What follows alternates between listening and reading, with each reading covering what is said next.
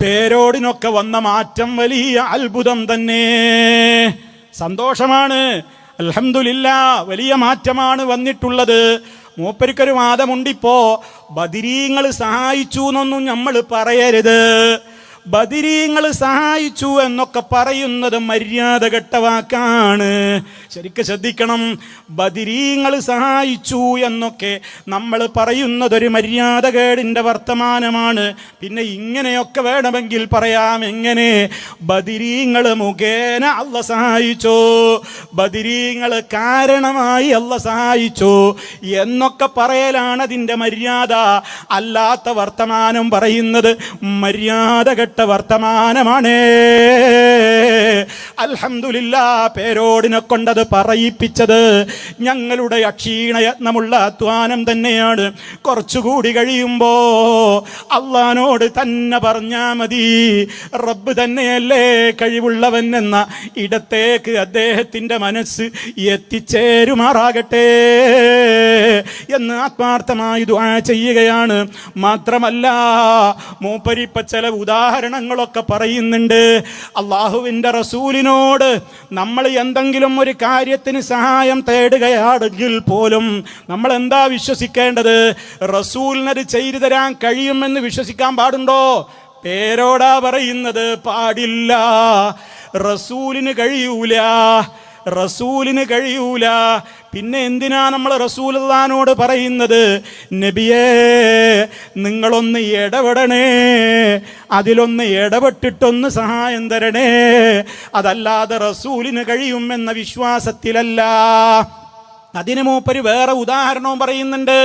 ഒരിടത്ത് മൂപ്പര് പറയുന്നുണ്ട്, ഒരാളിപ്പോൾ എന്നോട് വന്നിട്ട്, പേരോടുകാരൻ മുസ്ലിയാർ പറയാണ്, ഒരാൾ എന്നോട് വന്നിട്ട് സഹായം ചോദിക്കണത്, ഉസ്താദേ ഞങ്ങളുടെ നാട്ടിൽ ഞങ്ങൾക്കൊരു പള്ളി ഉണ്ടാക്കി തരണം. എന്നിട്ട് മൂപ്പര് ചോദിക്കുകയാണ്, എനിക്കങ്ങനെ ഒരു പള്ളി ഉണ്ടാക്കാൻ പറ്റുമോ? എനിക്കങ്ങനെ ഒരു പള്ളി ഉണ്ടാക്കാൻ കഴിവില്ലല്ലോ. എങ്കിൽ പിന്നെ ആ ചോദ്യത്തിൻ്റെ ഉദ്ദേശം എന്താണ്? ഉസ്താദ് ഇടപെട്ടിട്ട് ഞങ്ങളുടെ നാട്ടിലൊരു പള്ളി ഉണ്ടാക്കണം എന്നാണ് അതിൻ്റെ ഉദ്ദേശം. അതല്ലാതെ ഉസ്താദിന് കഴിയുമെന്ന് വിശ്വസിക്കാൻ പാടില്ല. തീർന്നിട്ടില്ല, ഉദാഹരണം അടുത്തതും വരുന്നുണ്ട്. അതേ, ഒന്നിനും കഴിയാതെ വീട്ടിലിരിക്കുന്ന അവശനായ ഒരു ബാപ്പാക്ക് എഴുന്നേറ്റ് നിൽക്കാൻ പോലുള്ള ആരോഗ്യമല്ല. അങ്ങനത്തെ ഒരു ബാപ്പനോടൊരു മോൻ ചെന്നിട്ട് പറയാണ്, ഉപ്പാ എനിക്കൊരു വീടുണ്ടാക്കി തരണം, ഉപ്പാ എനിക്കൊരു വീടുണ്ടാക്കി തരണം. ഉപ്പാക്ക് മര്യാദക്ക് എണീറ്റ് നിൽക്കാൻ പോലും വയ്യ. കല്ലെടുത്ത് വെക്കാൻ ഉപ്പാക്ക് വയ്യോ, ഉപ്പാക്ക് പടവറിയോ, ഉപ്പ ആശാരിയല്ലല്ലോ, ഉപ്പ കോൺട്രാക്ടർ അല്ലല്ലോ, ഉപ്പ കൽപ്പണിക്കാരനല്ലല്ലോ, ഉപ്പാക്കതിനുള്ള ആരോഗ്യം, ഒരു കല്ല് പൊക്കാനുള്ള ആരോഗ്യം പോലും ഇല്ലല്ലോ. പിന്നെ എന്തിനാ മകൻ പോയിട്ട് ഉപ്പാ നിങ്ങൾ എനിക്കൊരു വീടുണ്ടാക്കി തരണം എന്ന് പറയുമ്പോൾ എന്താണ് അതിൻ്റെ ഉദ്ദേശം? ഉപ്പ ഇടപെട്ടിട്ട് എനിക്കൊരു വീടുണ്ടാക്കാനുള്ള കാര്യങ്ങളിൽ സഹായിക്കണേ. ഇത്രയുള്ളൂ. ഇതേപോലെ ഈ അവശനായി കിടക്കുന്ന ബാപ്പയുടെ സ്ഥാനത്താണ് മുഹമ്മദ് മുസ്തഫ സല്ലല്ലാഹു അലൈഹി വസല്ലമും അങ്ങനെ തന്നെയാണ്. അവിടുത്തോട് നമ്മൾ എന്തു ചോദിക്കുമ്പോഴും രോഗം മാറ്റണേ നബിയേ, സ്വർഗം തരണേ നബിയേ, നരകത്തുനിന്ന് രക്ഷിക്കണേ നബിയേ, കുട്ടിയെ തരണേ നബിയേ, ആപത്ത് തടുക്കണേ നബിയേ എന്നൊക്കെ പറയുമ്പോൾ അള്ളാന്റെ റസൂലിന് അതിന് കഴിയുമെന്ന് വിശ്വസിക്കാൻ പാടില്ല. മറിച്ച് നബിയേ നിങ്ങൾ ഇടപെട്ടിട്ട് കാര്യങ്ങൾ നിവർത്തിക്കണം എന്നേ കരുതാൻ പാടുള്ളൂ എന്ന് എത്രത്തോളം ബഹുദൂരം സത്യത്തോട് ഇങ്ങനെ അടുത്തടുത്ത് വരുന്നു. പൂർണ്ണമായി ശരിയായിട്ടില്ലെങ്കിലും അയാളെ പറഞ്ഞ വാദം അങ്ങനെയൊക്കെ ഒരു മാറ്റം മൂപ്പർക്ക് വന്നോ എന്ന് നിങ്ങൾക്ക് സംശയമുണ്ടെങ്കിൽ ആ ഭാഗം നിങ്ങളൊന്ന് കേൾക്കണേ. മുഹമ്മദ് നബിയേ, ഇന്നി ഖദ് തവജ്ജഹതു ബിക ഇലാ റബ്ബി ഫീ ഹാജതി ഹാദിഹി, എന്റെ ഈ ആവശ്യത്തിൽ ഞാൻ അങ്ങയെ മുൻനിർത്തി അല്ലാഹുവിനോട് പറഞ്ഞിട്ടുണ്ട് നബിയേ, ലിതഖദിയലി, അവിടുന്ന് ഈ വിഷയം നിറവേറ്റി തരാൻ അവിടുന്ന് ഇടപെടണമെന്നാ പറയുന്നത്. അങ്ങനെ അതാണ് ഇസ്തിഗാസ, ഇടപെടാൻ ആവശ്യപ്പെടുക. ലിതഖദിയലി, തങ്ങൾ നിർവഹിച്ചു തരാൻ എന്ന് പറഞ്ഞാൽ തങ്ങൾക്ക് നിർവഹിക്കാൻ കഴിയോ? ഒന്ന് പോസ് കണ്ടോ, ഒരൊറ്റ മിനിറ്റ്. തങ്ങൾക്ക് നിർവഹിക്കാൻ കഴിയോ? ഇല്ല. പേരോട് പറയണം, ഒന്നും കൂടെ വാചകം വെക്ക്. അള്ളാന്റെ റസൂലിനോട് അങ്ങനെ പറയുമ്പോൾ തങ്ങൾ നിർവഹിച്ചു തരാൻ എന്ന് പറഞ്ഞാൽ അതിൻ്റെ മഅന എന്താണ്? തങ്ങൾക്ക് നിർവഹിക്കാൻ കഴിയോ? ഇല്ല, നിർവഹിക്കേണ്ടവൻ അല്ലാഹുവാണ്. അപ്പൊ പിന്നെ നിങ്ങൾ നിർവഹിക്കണം എന്ന് പറയുന്നതിന്റെ അർത്ഥം എന്താ? അതാണ് മൂപ്പര് വിശദീകരിക്കുന്നത്. കേട്ടോളൂ.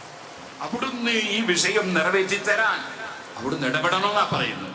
അങ്ങനെ അതാണ് ഇസ്തിഗാസ, ഇടപെടാൻ ആവശ്യപ്പെടുക. ലിതഖ്ദിയ ലീ, തങ്ങൾ നിർവഹിച്ചു തരാൻ എന്ന് പറഞ്ഞാൽ തങ്ങൾക്ക് നിർവഹിക്കാൻ കഴിയോ? ഇല്ല, നിർവഹിക്കേണ്ടവൻ അല്ലയാണ്. അപ്പൊ തങ്ങൾ നിർവഹിക്കണം എന്ന് പറഞ്ഞതിന്റെ അർത്ഥം എന്താ? ഇപ്പൊ എന്നോട് ഒരാൾ പറഞ്ഞു, ഉസ്താദേ ഞങ്ങൾക്ക് ഒരു പള്ളി ഉണ്ടാക്കി തരണോ, എന്നെ കൊണ്ട് പള്ളി ഉണ്ടാക്കി കൊടുക്കാനാവില്ല. പിന്നെ അയാൾ പറഞ്ഞതിന്റെ അർത്ഥം എന്താ?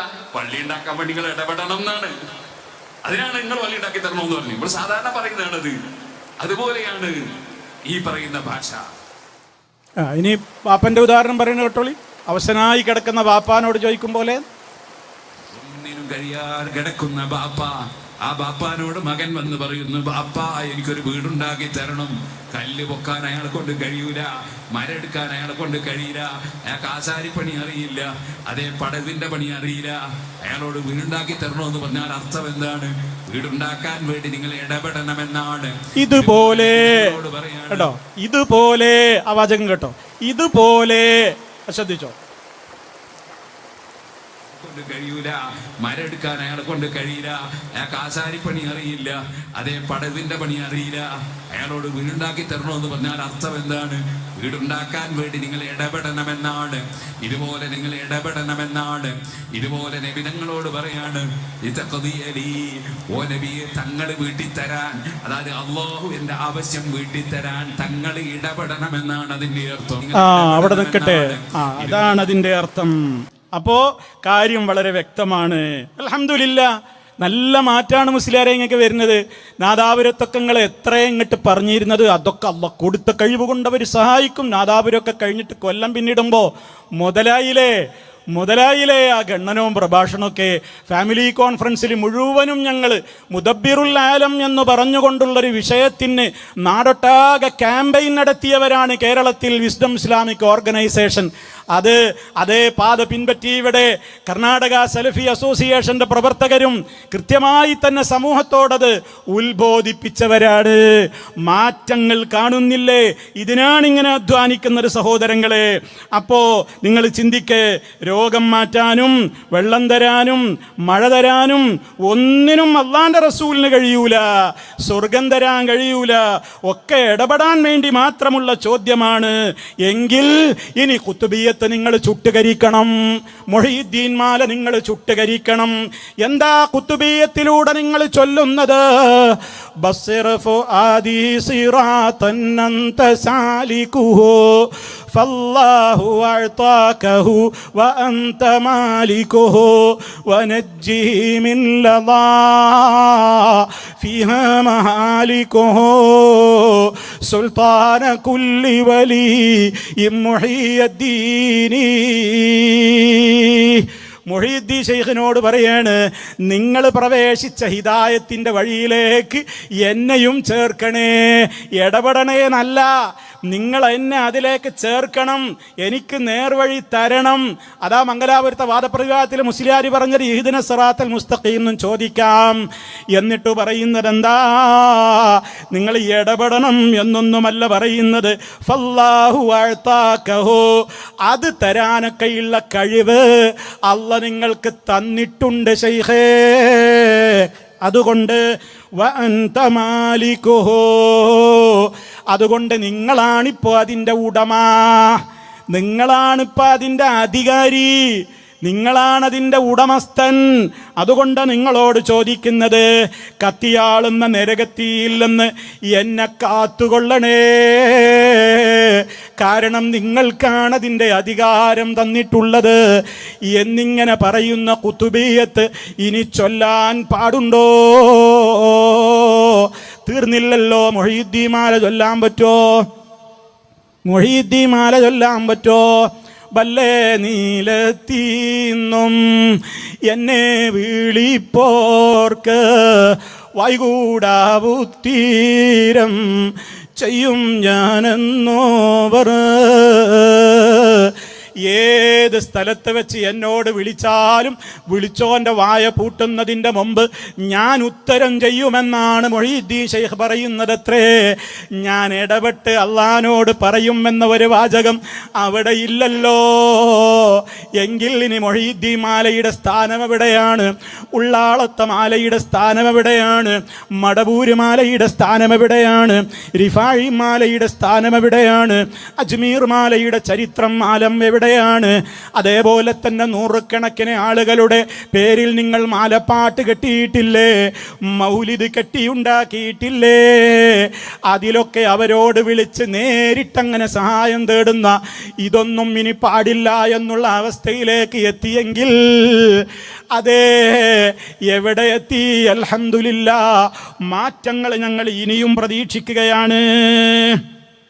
മാത്രമല്ല നിങ്ങൾ ചിന്തിക്കണം, മാത്രമല്ല ഔലിയാക്കന്മാരെ കുറിച്ച് അവർക്ക് എന്തിനും എല്ലാത്തിനും ലൈസൻസ് ഉള്ള മട്ടിലാണ് പറയുക.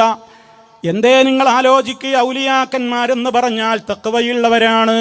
റബ്ബിന് വെറുപ്പുള്ളത് അവർ ചെയ്യൂല, ഒരു കറാഹത്ത് പോലും ചെയ്യൂലല്ലോ. എന്നാൽ മടവൂർ ശൈഖിനെ കുറിച്ച് എന്തൊക്കെയാ പറയാറുള്ളത്? നിസ്കരിക്കൂല, നോമ്പെടുക്കൂല, അതേപോലെ തന്നെ പലപ്പോഴും നഗ്നനായി നടന്നിട്ടുണ്ട്. ഹോട്ടലിൽ കയറിയിട്ട് ചായ ചോദിച്ചിട്ട് ചായ കുടിച്ച് വയറ് നിറയെ ഭക്ഷണം കഴിച്ചിട്ട് ഹോട്ടലിൻ്റെ ഉടമ പൈസ ചോദിച്ചപ്പോൾ ആ ബിൽഡിങ് തന്നെ, ചായക്കട തന്നെ കത്തിപ്പിച്ച കറാമത്തുള്ളയാളാണെന്ന് പറയുന്ന ആളുകൾ സ്വന്തം ഭാര്യയെ ഒറ്റയിരിപ്പിന് 3 തലാക്ക് ഒരു പേപ്പർ എഴുതി കൊടുത്തു എന്നും അതൊരു വലിയന് പോയിട്ട് സാധാരണക്കാരന് പോലും പറ്റുമോ? പേരോട് മുസ്ലിയാർ തന്നെ പറയട്ടെ, ഒറ്റയടിക്ക് 3 തലാക്ക് പറയുന്നതിൻ്റെ വിധി എന്താണെന്ന് പേരോടിനെ കൊണ്ട് ആദ്യം ഞാൻ പറയിപ്പിക്കുന്നു. വരട്ടെ പേരോട്. ഈ അഥവാ തലാക്ക് ചൊല്ലേണ്ടി വന്നാൽ തന്നെ ഇസ്ലാമിന്റെ നിയമം എന്താ? 1 തലാക്കേ ചൊല്ലാവൂ, 2 ചൊല്ലരുത്, ഒന്നേ ചൊല്ലാവൂ. ഞാൻ തലാക്കിയത് മാത്രം പറഞ്ഞാൽ ഒന്നേ പോവുള്ളൂ. ഞാൻ 1 2 പറഞ്ഞാൽ ഞാൻ തലാക്കിയത് മാത്രം പറഞ്ഞാൽ 1 തലാക്കേ ആവും. ഇനി അത്യാവശ്യം വന്നാൽ 2 3 തലാക്ക് ചൊല്ലണം എന്ന് കിതാബിൽ ഒരു സ്ഥലത്തും പറഞ്ഞിട്ടില്ല. 3 തലാക്ക് ചൊല്ലണം എന്ന് പറഞ്ഞാൽ ചൊല്ലിയാൽ തലാക്ക് 3 സംഭവിക്കുന്നേ കിതാബ് പറഞ്ഞുള്ളൂ. ചൊല്ലണം എന്ന് ഒരു സ്ഥലത്തും പറഞ്ഞിട്ടില്ല. ചൊല്ലരുത് എന്ന എല്ലാ കിതാബിലുണ്ട്. 3 തലാക്ക് ചൊല്ലാൻ പാടില്ല എന്നാണ് ഇസ്ലാമിന്റെ നിയമം. പക്ഷെ ഞാൻ പറഞ്ഞു വരുന്നത് എന്തിനറിയോ? ഇസ്ലാമിന്റെ നിയമം എന്ന് പറഞ്ഞാൽ അത് എല്ലാ പെണ്ണും പെണ്ണ് കെട്ടുക, ഇതിന്റെ 3 തലാക്ക് ഇങ്ങനെ ചൊല്ലിവിടലാണ് ഇസ്ലാമിന്റെ നിയമം എന്ന് തെറ്റിദ്ധരിച്ച ചില ആളുകളുണ്ട്. അവരുടെ തെറ്റിദ്ധാരണ അവർ തിരുത്തേണ്ടതാണ്. 3 തലാക്ക് ചൊല്ലാൻ പാടില്ലെന്നാണ്. ചില ഇമാമിങ്ങൾ ഹറാമാണെന്ന് പറഞ്ഞവരുണ്ട്, ചിലർ കറാഹത്താണെന്ന് പറഞ്ഞവരുണ്ട്. പാടില്ല എന്നുള്ളത് എല്ലാ ഇമാമികളും പറഞ്ഞ കാര്യം. 3 തലാക്ക് ചൊല്ലാൻ പാടില്ല. നിർത്ത് ഇപ്പൊ കേട്ടല്ലോ, മനസ്സിലായല്ലോ. ഇയാളിപ്പോ ഈ ചെല്ലിയതിനെ കുറിച്ച് ഇപ്പൊ പേരോടിന്റെ അഭിപ്രായം എന്താ? അത് വിവരല്ലായിട്ട് ആര്? ലോകത്തിന്റെ മുഴുവൻ കൺട്രോളറായ മുദബ്ബിറുല്ലാലമായ മടവൂരിന് ഇരുന്നേ ഇരിപ്പിൽ 7 ആകാശം കണ്ടോവരേ, 7 ആകാശവും ലൗഹമൊക്കെ വായിക്കുന്ന മടവൂരിന് ഇരുന്ന ഇരിപ്പിൽ, ഒറ്റ ഇരിപ്പിൽ തന്നെ 3 തലാക്ക് ചൊല്ലിക്കൂടാന്നുള്ള വിവരം പോലുമില്ല. മാത്രമല്ല അയാൾ ഒരു നിക്കാഹിന്റെ സാക്ഷിക്ക് പോലും പറ്റൂല എന്നാണ് പൊന്മള അബ്ദുൽ ഖാദർ മുസ്ലിയാർ പറയുന്നത്. കാരണം മടവൂര് ശൈഖ് താടി വടിച്ചിരുന്നു. താടി വടിക്കൽ ഒരു ഫാസിക്കിന്റെ ലക്ഷണമാണ്. അതുകൊണ്ട് അത്തരം ഫിസ്ക് ചെയ്യുന്ന അത്തരത്തിലുള്ള ആളുകളെ നിക്കാഹിന്റെ സാക്ഷിക്ക് പോലും പറ്റൂല എന്നാണ് പൊന്മളക്കാരൻ മുസ്ലിയാർ പറയുന്നത്. അപ്പൊ അയാളോടൊരാൾ ചോദിക്കുന്നുണ്ട്, അല്ല മുസ്ലിയാരെ, അയാൾ ഖുതുബുൽ-ആലമാണെന്ന് അയാൾ തന്നെ പറഞ്ഞിട്ടുണ്ടല്ലോ. അതിനയാളുടെ മറുപടി, അതയാൾ പ്രാന്തായപ്പോ പറഞ്ഞതാണ്, ജദ്ബിന്റെ ഹാലിൽ പറഞ്ഞതാണ്.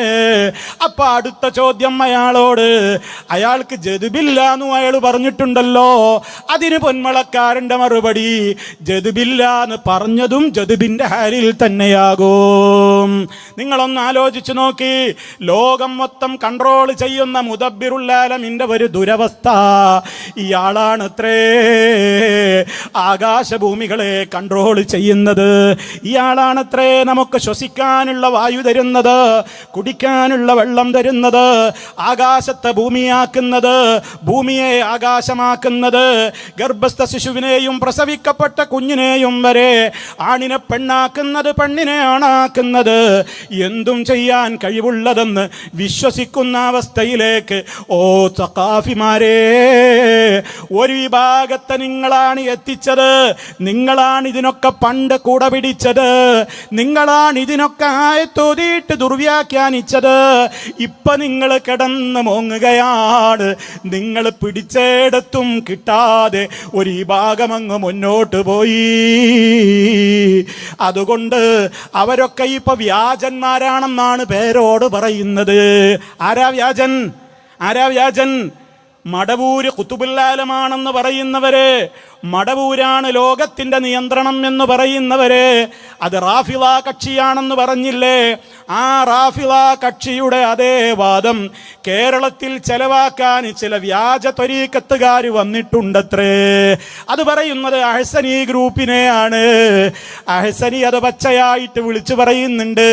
അയാൾക്കതിന് യാതൊരു മടിയും ലജ്ജയില്ല. കാരണം ശിർക്കിന്റെ ഹോൾസെയിൽ വ്യാപാരികളായി അവരങ്ങനെ ഊരുചുറ്റുന്നുണ്ട്. അവരാ പണ്ട് പറഞ്ഞിടത്ത് തന്നെ ഉണ്ട്. മാറ്റം വന്നത് പേരോടിനാണ്. അൽഹംദുലില്ലാ, നല്ല കാര്യമാണ്. ആ ഒരവസ്ഥയിലേക്ക് വന്നപ്പോ ഇപ്പൊ വ്യാജന്മാരുടെ ലിസ്റ്റിൽ ആദ്യം തന്നെ വരുന്നതാരാണ്? കാന്തപുരം മുസ്ലിയാരാണ്. കാരണം കാന്തപുരം മുസ്ലിയാരാണ് ആരെക്കുറിച്ച് ഖുതുബുൽ-ആലമാണെന്ന് പറഞ്ഞത്, എൻ്റെ മുറബ്ബിയായ ശൈഖാണെന്ന് പറഞ്ഞത്. ഞാൻ ജീവിച്ചിരിക്കുന്ന കാലത്ത് എനിക്ക് വേണ്ട എല്ലാ സംരക്ഷണവും നൽകിയത് മടവൂരാണെന്നും വഫാത്തിന്റെ ശേഷവും എന്നെ കാത്തുപോരുന്നത് മടവൂരാണെന്നും പച്ചയായി പറഞ്ഞയാളാണ് കാന്തപുരം. അപ്പോൾ പേരോട് മുസ്ലിയാരുടെ തന്നെ ഭാഷയിൽ നമ്പർ 1 വ്യാജനായി ഉസ്താദ് തന്നെ വന്നിട്ടുണ്ട്. നോക്കൂ നിങ്ങൾ, എവിടെ എത്തിപ്പോയി എവിടെ എത്തിപ്പോയി ഈ സമുദായത്തിൻ്റെ അവസ്ഥ? ഇനി നോക്കൂ നിങ്ങൾ, തീർന്നില്ല. കറാമത്തുകൾ പറയുന്നതിന് ഇപ്പോ ചില ഷർത്തുകളൊക്കെ പേരോടിൻ്റെ ആൾക്കാരിപ്പോൾ പറയാൻ തുടങ്ങിയിട്ടുണ്ട്. പണ്ട് ഷർത്തൊന്നുമില്ല, എന്തും വിളിച്ചു പറയാ, എന്തും അള്ള കഴിവ് കൊടുക്കും, എന്തും അവർ ചെയ്യും. അതിന് നിങ്ങൾക്ക് എന്താ ഛേദം മൗലൈമാരേന്നാണ് അതാവരത്ത് അടക്കം വെച്ച് നമ്മളോട് ചോദിച്ചത്. പക്ഷേ ഇന്നിപ്പോൾ പേരോടിനെ കുലുക്കി വിളിച്ചാലും പേരോട് ഉണരൂല. കാരണം മൂപ്പര് പറയാണ് അങ്ങനെ പറയാനൊന്നും പറ്റൂല. കറാമത്ത് പറയുമ്പോ അങ്ങനെയുണ്ട് എല്ലാം വിളിച്ചു പറയാൻ പറ്റൂല. ചിലതൊക്കെ നമുക്ക് ഇപ്പോ മാറ്റിവെക്കേണ്ടി വരും. എന്നിട്ട് കേരളത്തിന്റെ അങ്ങോളം ഇങ്ങോളം അവർ ഉലമാ കോൺഫറൻസ് നടത്തി. സാധാരണക്കാരെ കോൺഫറൻസ് അല്ല, സമസ്തയുടെ AP ഭാഗത്തിന്റെ പണ്ഡിത സഭ കേരളത്തിന്റെ ഒരറ്റം മുതൽ മറ്റേ അറ്റം വരെ പല ജില്ലാ തലങ്ങളിലും ഉലമാക്കളെ വിളിച്ചുകൂട്ടിയിട്ട് അവരുടെ കയ്യിൽ ഒരു പുസ്തകം ഏൽപ്പിച്ചു. ഇതൊക്കെ കൊണ്ടുപോയിട്ട് നന്നായി വായിച്ച് പഠിച്ചിട്ടേ ഇനി സ്റ്റേജിൽ കയറാവോ. ആ പുസ്തകത്തിൽ എന്തൊക്കെയാ പഠിപ്പിച്ചു കൊടുക്കുന്നത് കേൾക്കണം നിങ്ങൾ. എന്തിനാ ഫാമിലി കോൺഫറൻസ്? എന്തിനാ മൗലവിമാർ അധ്വാനിക്കുന്നത്? എന്തിനാണ് നമ്മളിങ്ങനെ കഷ്ടപ്പെടുന്നത്? ഫലമുണ്ട്. ആ ഉലമാക്കൾക്ക് ഇനി പ്രസംഗിക്കുന്നവർക്ക് കൊടുക്കുന്ന നോട്ടിൽ അവരോട് പറയുന്ന ചില ഭാഗങ്ങൾ ഞാൻ നിങ്ങളെ കേൾപ്പിക്കട്ടെ. ഒന്ന്, വിശ്വാസികളുടെ ബുദ്ധിക്ക് ഉൾക്കൊള്ളാൻ പ്രയാസപ്പെടുന്നതും സംശയങ്ങൾ ജനിപ്പിക്കുന്നതും സത്യമാണെന്ന് തെളിയിക്കാൻ കഴിയാത്തതും കേട്ടുകേൾവിയുടെ അടിസ്ഥാനത്തിലും സംസാരിക്കാൻ പാടില്ല. ഉദാഹരണം പറയുന്നു, സർവ സൃഷ്ടികളെയും നിയന്ത്രിക്കുന്ന വലിയ എന്ന് മടവൂരിനെ കുറിച്ചോ പറയാൻ പാടില്ല. പ്ലെയിനുകൾ മുഴുവൻ ഒരു വലിയ കണ്ണ് ചിമ്മിയാൽ കൂട്ടിയിടിക്കും തുടങ്ങിയ വാചകങ്ങൾ സംശയം ജനിപ്പിക്കും. അതുകൊണ്ടത് പറയാൻ പാടില്ല. ഉലമാക്കൾക്ക് കൊടുത്ത പ്രസംഗത്തിന്റെ നോട്ടിൽ പഠിപ്പിച്ചു കൊടുക്കുകയാണ്. ഇനി ഇതൊക്കെ പഠിച്ചിട്ട് സ്റ്റേജിൽ കയറി പ്രസംഗിച്ചാൽ മതി എന്നാണ്. തൊള്ളി തോന്നിയൊന്നും വിളിച്ചു പറയരുത്. നോക്കണം നിങ്ങൾ, സംശയം ജനിപ്പിക്കുന്നത് പറയരുത്. പിന്നെ വിശ്വാസികളുടെ ബുദ്ധിക്ക് ഉൾക്കൊള്ളാൻ പ്രയാസമുള്ളത് പറയരുത്. സത്യമാണെന്ന് തെളിയിക്കാൻ കഴിയാത്തത് പറയരുത്. കേട്ടുകേൾവിയുടെ അടിസ്ഥാനത്തിൽ സംസാരിക്കരുത്. ആലോചിച്ച് നോക്കണം. തീർന്നില്ല. അടുത്തതെന്താ? മഹാന്മാര് നിയമം ലംഘിക്കുന്നവരാണെന്ന് വരുന്ന വിധം പുകഴ്ത്തി പറയരുത്. മഹാന്മാർ എങ്ങനെ മഹാന്മാര് രാജ്യത്തിന്റെ നിയമം ലംഘിക്കുന്നവരാണ് എന്ന് വരുന്ന വിധത്തിൽ പുകഴ്ത്തി പറയരുത്. എതിരാളികൾക്ക് പരിഹാസത്തിന് വഴിവെക്കുന്നത് പറയാതിരിക്കണം. അപ്പൊ രാജ്യത്തിന്റെ നിയമം അനുസരിക്കാത്തവരാണ് ഔലിയാക്കൾ എന്ന് വരുന്ന രൂപത്തിലുള്ള കറാമത്ത് മിണ്ടിപ്പോകരുത്. ആരാ പറയണത്? പേരോടാകുന്ന ശിഷ്യൻ. ആരോടാ അത് പറയുന്നത്? കാന്തപുരം ഉസ്താദ് അടക്കമുള്ള ആളുകളോട്. കാരണം കാന്തപുരം ഉസ്താദാണ് ഇങ്ങനത്തെ കറാമത്ത് പണ്ടിവിടെ പറഞ്ഞത്. എന്ത്? മടവൂരിന് നിയമമൊന്നും ബാധകല്ല. മടവൂരൊരിക്കൽ ഇങ്ങനെ കാറോടിച്ചിട്ട് മടവൂരിന്റെ കാർ ഇങ്ങനെ കോഴിക്കോട് ഭാഗത്തേക്ക് വരുമ്പോ പോലീസ് സ്റ്റേഷനിൽ ഗവൺമെന്റിന് ഇൻഫർമേഷൻ കിട്ടി, അതേ സ്വർണം കടത്തുന്നുണ്ട്, ഒരു കാറ് വരുന്നുണ്ട്, തടഞ്ഞോളണം. അതേ പോലീസ് ഉദ്യോഗസ്ഥർ കാറ് തടഞ്ഞു. മടവൂരിൻ്റെ അതില് തടഞ്ഞപ്പോ മടവൂര് പറഞ്ഞു സമ്മതിക്കൂല, എൻ്റെ കാറ് പരിശോധിക്കാൻ സമ്മതിക്കൂല. അവിടുന്ന് പോയി മീൻചന്ത പോലീസ് സ്റ്റേഷനിലെത്തി. അവിടെ എത്തിയപ്പോൾ പോലീസുകാർ നന്നായി തടഞ്ഞപ്പോൾ മടവൂര് പോലീസുകാരെ വരട്ടുന്ന വർത്തമാനം കാന്തപുരം പറയുന്നത് നിങ്ങളൊന്ന് കേട്ടോ, എന്നിട്ട് നിങ്ങളോട് ഞാൻ ബാക്കി പറയാം. പോലീസുകാർ കോഴിക്കോട്ട് മൂപ്പന്റെ വീട്ടിൽ വന്നു. ബഹുമാനപ്പെട്ട സിയും വലിയുള്ളാഹി അവിടെ എത്തി. കാറിൽ അവിടെ നിർത്തി ഇറങ്ങി മൂപ്പൻ പോയി. പരിശോധിച്ചോ എന്ന് പറഞ്ഞു. പരിശോധിച്ചിട്ട് എന്താ ഒരു വസ്തുവില്ല. മൂപ്പർക്ക് പൊന്നു നടത്തുന്ന പണിയാ. മൂപ്പൽക്കാരെ കൊണ്ടുപോയി കൊടുത്താൽ തന്നെ ചിലപ്പോ അങ്ങനെ ഓർക്കുന്നില്ലേ? കഴിഞ്ഞിട്ടില്ലല്ലോ. നിർത്തിയില്ല. കാർ നിർത്താതെ പോന്നു. മീൻചന്ത പോലീസ് സ്റ്റേഷനിൽ എടുത്തിട്ടപ്പോ ഒരു 5-10 പോലീസുകാർ ഒന്നായിട്ട് റോട്ട് മുതൽ കൊണ്ടിട്ട് കാറ് തടുത്ത് നിർത്തി. എന്താ അതിനൊത്തപ്പോ നിങ്ങളെ കാറ് പരിശോധിക്കണമെന്ന് പറഞ്ഞു. ധൈര്യത്തോടുകൂടി പറഞ്ഞു, റോട്ടിൽ നിന്ന് മാറണം, റോഡ് ജനങ്ങൾക്ക് പോകാനുള്ളതാണ്, നിങ്ങൾ തടഞ്ഞാൽ നിങ്ങളെ ശരീരത്തിൽ കാറ് കയറ്റിയിട്ട് കൊല്ലും, ഉടനെ മാറിക്കുമെന്ന് പറഞ്ഞു. എന്നെ പരിശോധിക്കണമെങ്കിൽ എന്നെ ഈ വഴിയിലിട്ട് പരിശോധിക്കണ്ട, ഞാൻ ഉള്ള സ്ഥലത്ത് വന്നോ, എന്റെ കാറിന്റെ പിന്നാലെ കാറ് വിട്ടോ പരിശോധിച്ചു. പോലീസുകാർ പേടിച്ചു മാറി. തന്റെ പിന്നാലെ ഒരു ജീപ്പും വിട്ട് പോലീസുകാർ കോഴിക്കോട്ട് മൂപ്പന്റെ വീട്ടിൽ വന്നു. ബഹുമാനപ്പെട്ട സിയും വലിയുള്ളാഹി അവിടെ എത്തി. കാറിൽ അവിടെ നിർത്തി ഇറങ്ങി മൂപ്പന് പോയി. പരിശോധിച്ചോ എന്ന് പറഞ്ഞു. പരിശോധിച്ചിട്ട് എന്താ ഒരു വസ്തുവില്ല. മൂപ്പർക്ക് പൊന്നു നടത്തുന്ന പണിയാ. മൂപ്പൽക്കാരെ കൊണ്ടുപോയി കൊടുത്താൽ തന്നെ ചിലപ്പോ അങ്ങനെ ഓർക്കുന്നില്ലേ? അപ്പോ മനസ്സിലായില്ലേ? ഇപ്പൊ പേരോടാകുന്ന ഉസ്താദ് കാന്തപുരമാകുന്ന കുട്ടിക്ക് ക്ലാസ് എടുത്തു കൊടുക്കുകയാണ് ഇപ്പോ. കാരണം എന്താ? ആദ്യം ഉസ്താദിന്റെ ക്ലാസ് കേട്ട് ഇരുന്നിരുന്ന ശിഷ്യനായിരുന്നു പേരോട്. ഇപ്പൊ പേരോടും അലവി സഖാഫിയും ഒക്കെ ഉലമാക്കളെ വിളിച്ചു കൂട്ടിയിട്ടുള്ള ക്ലാസ്സിൽ പറയാണ്, ഔലിയാക്കന്മാര് രാജ്യത്തിന്റെ നിയമത്തിന് വിരുദ്ധമായി പ്രവർത്തിച്ചു എന്ന് വരുന്ന വിധത്തിലുള്ള കറാമത്തുകളൊന്നും പറയാൻ പാടില്ല. അതിന്റെ ഉദ്ഘാടനം ഇവിടെ നിർവഹിച്ചത് കാന്തപുരമാണ്. അയാളോട് പോയിട്ട് പറയോ, തിരുത്തണം നിങ്ങൾ, ഇനിയും തീർന്നില്ല. പുസ്തകത്തിൽ കാണാം, മഹാന്മാര് ശരീഅത്ത് വിരുദ്ധമായി പ്രവർത്തിച്ചു എന്ന് നിമിത്തമാകുന്ന യാതൊന്നും പറയരുത്. ശരീഅത്തിനെതിരെ ഔലിയാക്കന്മാര് പ്രവർത്തിച്ചിട്ടുണ്ട് എന്ന് വരുന്ന ഒരു കറാമത്തും മേലാൽ വിളിച്ച് പറയരുത്. എങ്കിൽ പിന്നെ നിങ്ങളൊരു കറാമത്ത് കേട്ടോ, മടവൂരിന്റെ ഒരു കറാമത്ത് കേട്ടോ, ശരീഅത്ത് വിരുദ്ധമായി വല്ലതും ചെയ്തോന്ന് അതില്ലെന്ന് നിങ്ങൾക്ക് വായിക്കാം, മനസ്സിലാക്കാം. തലശ്ശേരിയിൽ ഒരു ഹാജിയാര്, ആ ഹാജിയാർക്ക് ഒരു മകളുടെ കൈ ഒന്നായിട്ട് കുഴഞ്ഞു പോയി. സുബ്ഹാനല്ലാഹ്, ഒരു ഭാഗം തളർന്നു പോയി. എഴുന്നേൽക്കാൻ കഴിയാതെ വീൽചെയറിലാണ് നടത്തം.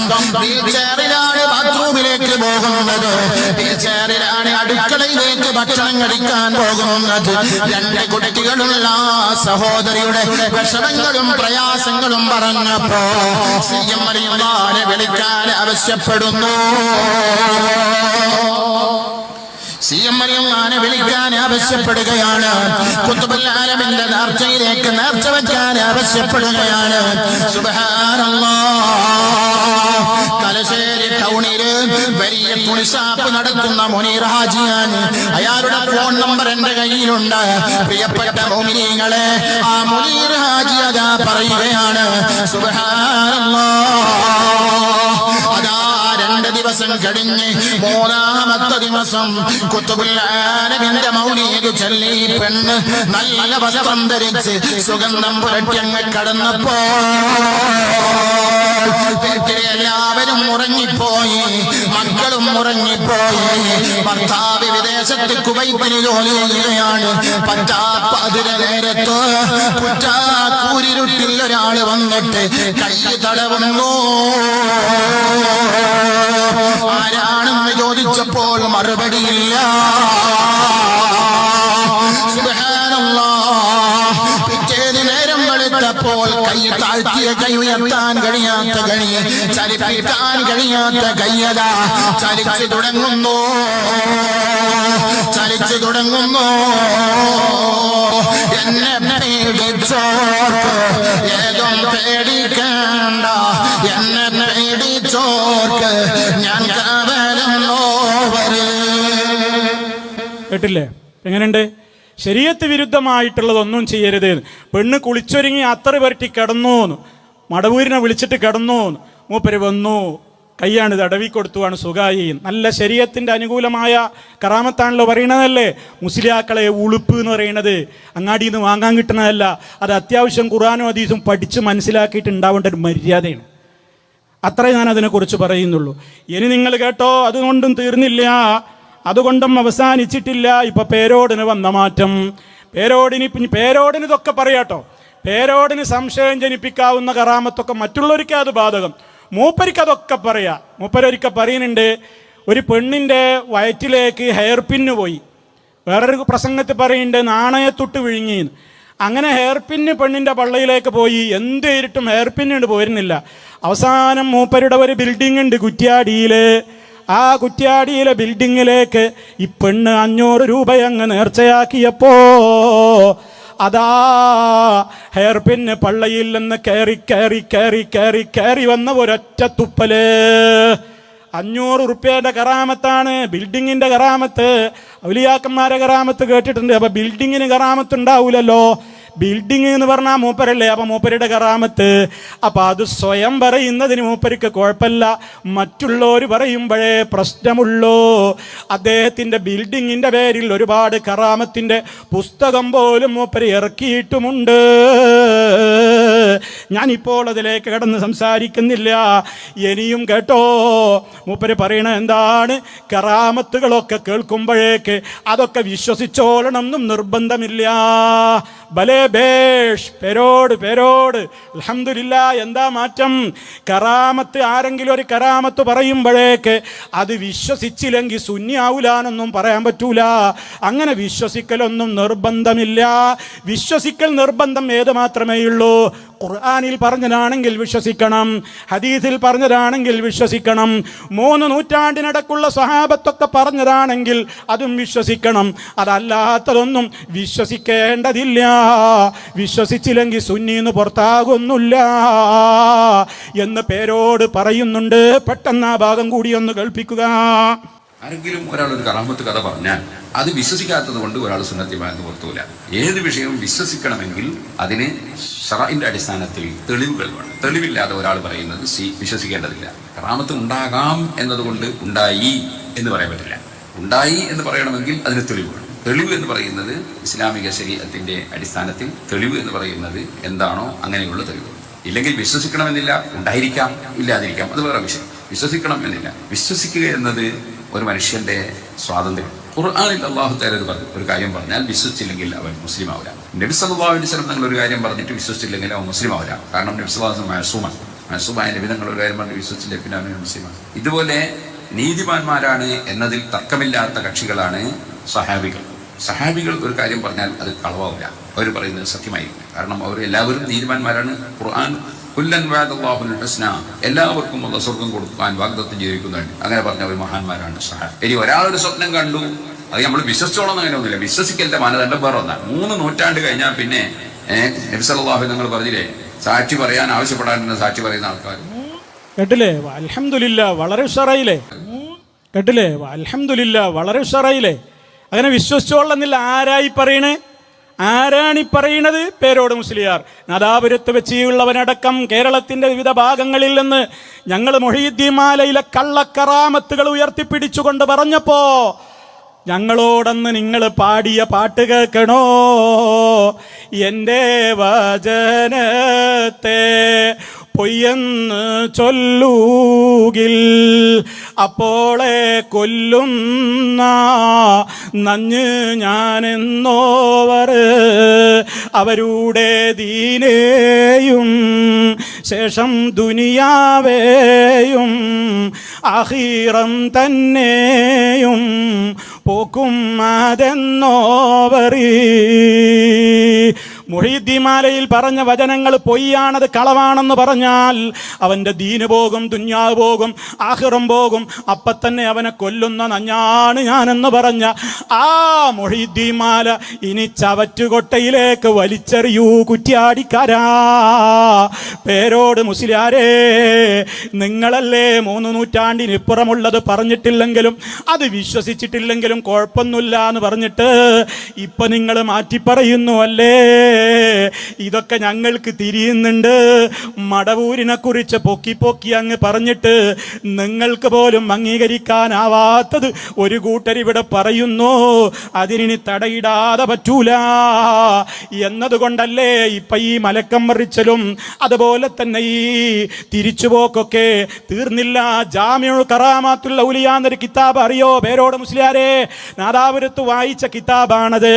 ഔലിയാക്കന്മാരുടെ നൂറുകണക്കിന് കറാമത്തുകൾ പറയുന്ന പുസ്തകമാണ്. ആ പുസ്തകത്തിൽ പറയുന്നത് തള്ളുമോ കൊള്ളുമോ? അത് തള്ളിയതിൻ്റെ പേരിൽ നിങ്ങൾ മഹാന്മാരെ തള്ളിയവരെന്ന് ഞങ്ങളെ പറഞ്ഞവരാണ്. ഇപ്പൊ നിങ്ങൾക്ക് കറാമത്തുകളൊക്കെ ഒന്ന് ആ പുസ്തകത്തിൽ നിന്ന് സ്റ്റേജിൽ വെച്ചൊന്ന് വായിക്കാൻ ചങ്കൂറ്റമുണ്ടോ? കഴിയില്ല. നിങ്ങളുടെ തീരുമാനങ്ങളൊക്കെ മാറിപ്പോയി. നിങ്ങളെ കുറ്റപ്പെടുത്താനല്ല. അൽഹംദുലില്ലാ, അങ്ങനെ നിങ്ങൾക്ക് മാറ്റം വരണം എന്ന് തന്നെയാണ് നമുക്ക് പറയാനുള്ളത്.